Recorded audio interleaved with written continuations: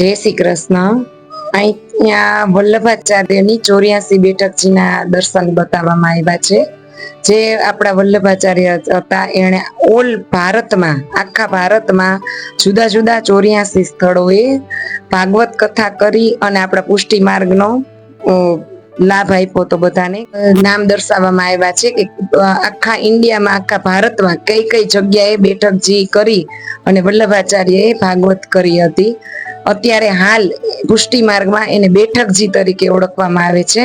84 બેઠક કઈ કઈ જગ્યાએ આવી છે એ અહીં દર્શાવવામાં આવ્યું છે કે જેમ કે ગોકુળની બેઠક છે એને બડી બેઠક કહેવામાં આવે છે। બીજી બેઠક છે એ ગોવિંદ ઘાટની બેઠક છે। ચંપારણ્યમાં વલ્લભાચાર્યનું જન્મસ્થાન હતું એટલે ઈ બેઠક ને દર્શાવવામાં આવી છે। અહીંયા 84 બેઠકના દર્શન દર્શાવવામાં આવ્યા છે કે જેમાં શક્ય હોય એટલું બધી જ બેઠક વણી લેવામાં આવી છે। આ પ્રભુના અષ્ટ સખા છે, જે પ્રભુ સાથે અષ્ટ સખા કાયમ માટે રહેતા હતા અને ભગવાનના સખા તરીકે અત્યારે બધા પુષ્ટિ માર્ગના વૈષ્ણવો એને ઓળખે છે। જેમાં સુરદાસજી છે, એવી રીતે બધા કુંભનદાસજી છે, એ બધા એના સખા છે। ચત્રભુતદાસજી છે। આ 84 બેઠકમાં કઈ કઈ જગ્યાએ આ બેઠકજીઓ છે એ દર્શાવવામાં આવ્યું છે। શક્ય હોય એટલી બધી જ બેઠક દર્શાવી છે। એમાં જે આ જારી બંટાની સેવાનું બહુ જ મહત્વ છે। જે જારીજી પ્રભુ પાસે દર્શાવ્યા છે, બંટાજી છે, એની રોજ અપરસમાં સેવા કરવામાં આવે છે। જે અત્યારે હાલ પણ જ્યાં જ્યાં બેઠકજીઓ છે ત્યાં એ જારી બંટાની સેવા વૈષ્ણવો રોજ કરતા હોય છે। એ જ રીતે આ જારી બંટાની સેવાનો લાભ અહીં લેવામાં આવે છે અને 84 બેઠક અહીંયા બતાવવામાં આવી છે।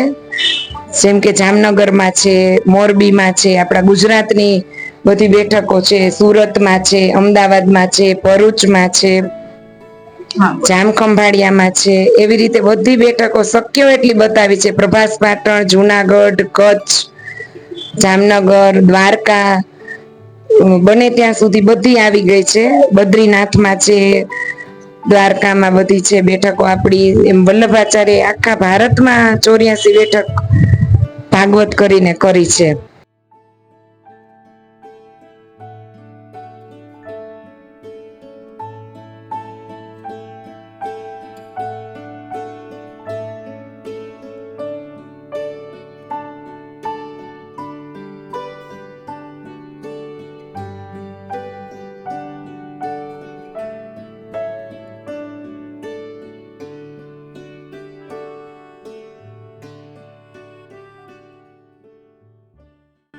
આજે આપણે વ્રત 84 કોષ પરિક્રમા નો મનોરથ કર્યો છે મારા ઘરે, અને વ્રત 84 કોષ પરિક્રમા રૂટ આખો બતાવ્યો છે। આજ સુધી દરેક લોકો કૃષ્ણની લીલા બતાવતા હતા, આપણે વ્રત 84 કોષનો પરિક્રમા માર્ગ બતાવ્યો છે કે માર્ગમાં ક્યાં ક્યાં સ્થળ આવે છે, ક્યાં કઈ કઈ જગ્યાએ કૃષ્ણએ લીલા કરી હતી।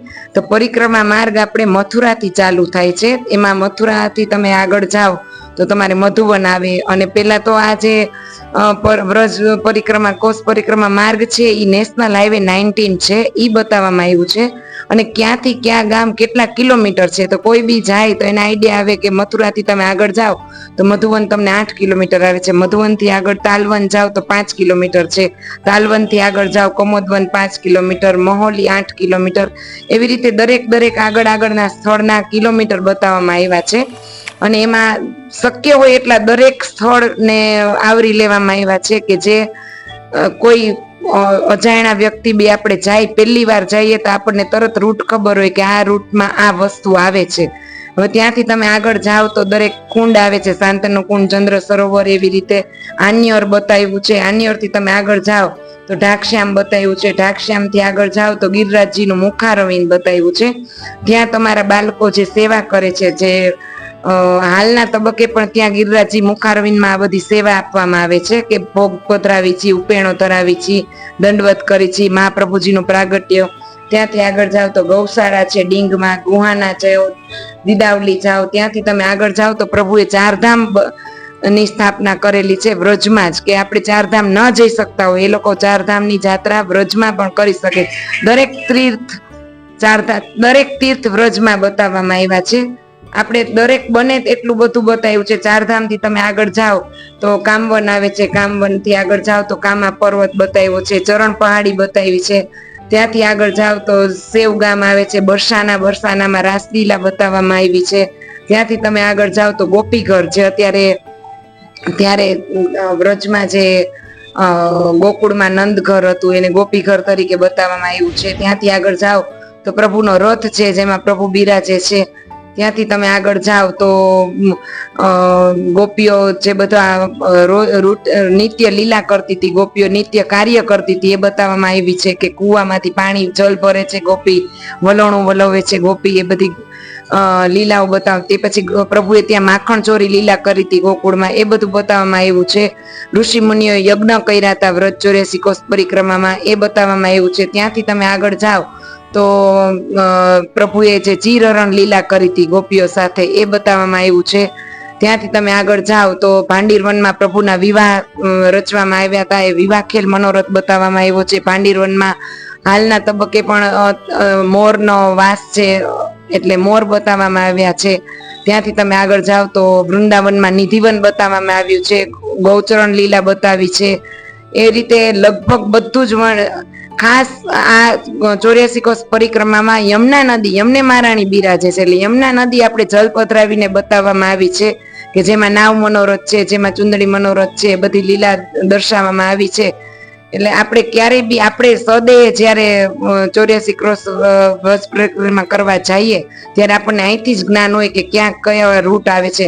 પ્લસ મથુરામાં થી ગોકુળ થી મથુરા પ્રભુને વાસુદેવ લીલામાં મથુરા થી લઈ જાય છે વાસુદેવ, એ બતાવવામાં રમણ રેતી બતાવવામાં આવ્યું છે. રમણ રેતી આગળ તમે મથુરામાં કૃષ્ણ જન્મ નંદોત્સવ બતાવવામાં આવ્યો છે. મહાવન છે, નાગદમન બતાવવામાં આવ્યું છે. અને આખા 84 કોષ વ્રજ પરિક્રમાના મેપમાં જે રૂટ બતાવ્યો છે, રૂટ બતાવવામાં આવ્યો છે આ મનોરથમાં. જય શ્રી કૃષ્ણ, જય શ્રી કૃષ્ણ. અહીંયા આપણે ગિરિરાજની પરિક્રમાનો મનોરથ બનાવ્યો છે કે જે 21 કિલોમીટરની પરિક્રમા છે, જે મુખારવિંદથી ચાલુ કરીને એમાં 35 સ્થળ 21 કિલોમીટરમાં આવે છે. એ બધા જ આપણે દર્શાવ્યા છે અને એની પરિક્રમા કરી શકીએ એના માટે થઈને પરિક્રમા માર્ગ બનાવ્યો છે. અને ગિરિરાજજી ત્યાં જે સ્થળ આવે છે, જે બધી લીલા છે, જે ગિરિરાજની સેવા છે, એ બધું દર્શાવવામાં આવ્યું છે. જય શ્રી કૃષ્ણ. આ વિડિયો ગમ્યો હોય તો લાઇક કરજો, મિત્રોને શેર કરજો અને ચેનલને સબસ્ક્રાઇબ કરવાનું ભૂલશો નહીં.